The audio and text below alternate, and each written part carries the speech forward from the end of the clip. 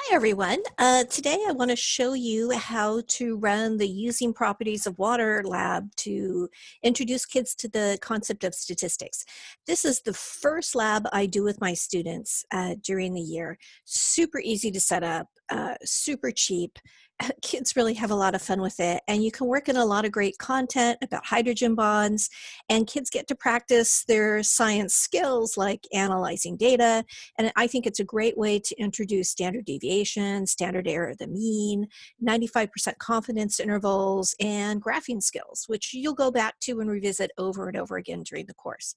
So first, let me show you where to find all this stuff in our Google Classroom. And probably the easiest way is to go to Google Classroom, go to links for day one. And at the very top, I have our detailed agenda. So if you go ahead and click on our detailed agenda for day one, you will see this document, and I have this posted under our afternoon sessions because you're going to be doing this in the afternoon. So if you scroll down here, you'll see a link to the procedure for the lab.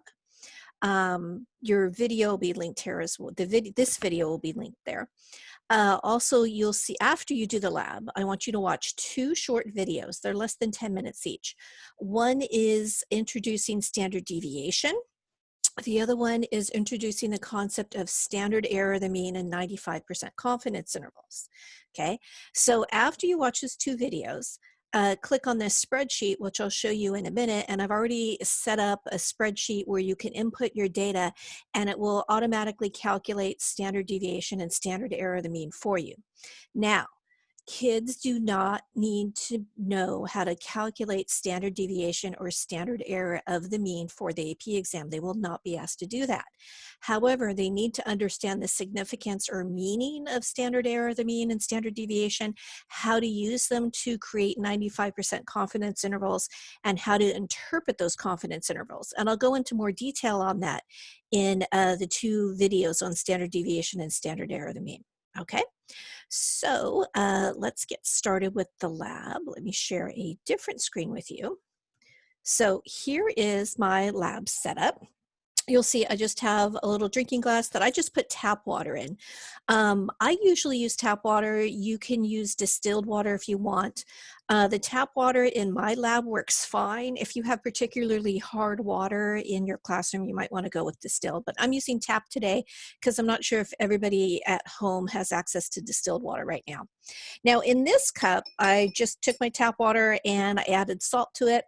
How much salt did I add? A whole bunch until I think it's almost saturated. Let me just give that a good stir.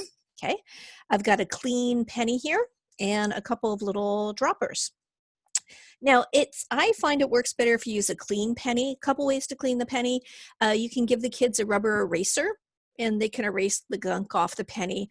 Or what I did at home, I just took this, I dipped it in a little glass of vinegar, and then I rubbed salt all over it, and that took it off as well. So here's all you're going to do. Let me just take my dropper here. I'm going to zoom in on my penny so you can see it a little bit better.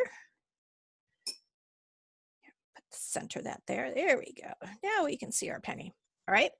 And you're just going to go drop by drop until the drops of water overflow. So 1, 2, 3, 4, 5, 6, 7, 8, 9, 10. 11, 12. I hope you guys can see how that's kind of bulging up there.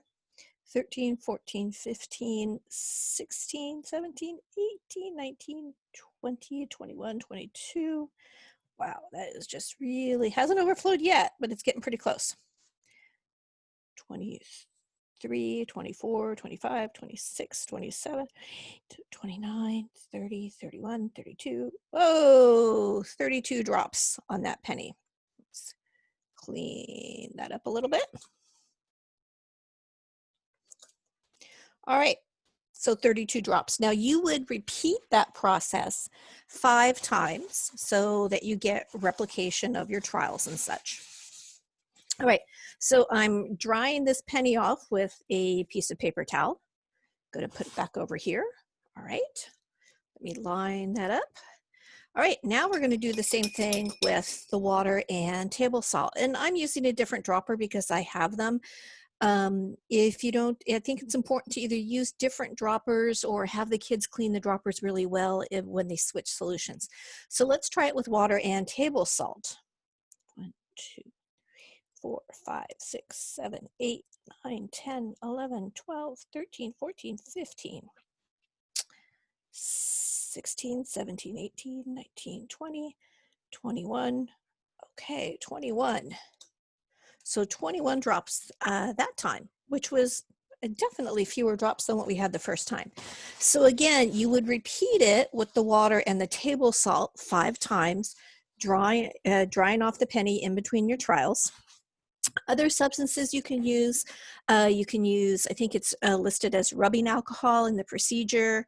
You can use cooking oil. I've had students ask, do you think food coloring would affect it? You could do water, add a couple drops of food coloring and see if that affected. So you could even try having the kids take a hand at designing their own experiment, asking their own questions and stuff.